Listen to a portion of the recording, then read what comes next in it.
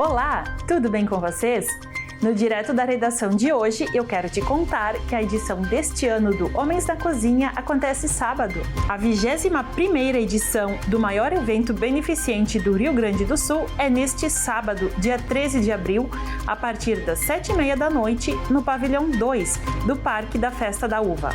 Com o tema Solidariedade, 160 profissionais se unem novamente para vestir seus aventais e preparar uma variedade com 40 pratos autorais.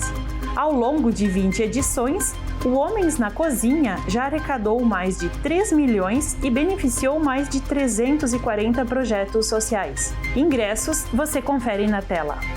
E eu também quero te contar sobre a Festa do Divino de Vila Seca. A devoção ao divino é uma tradição trazida pelos imigrantes portugueses e a tradicional festa do padroeiro de Vila Seca acontece desde a década de 30.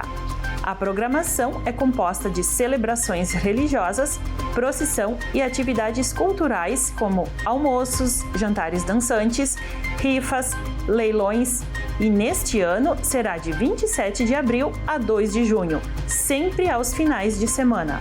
Você pode participar adquirindo ingressos por meio do número de telefone que aparece aqui na tela.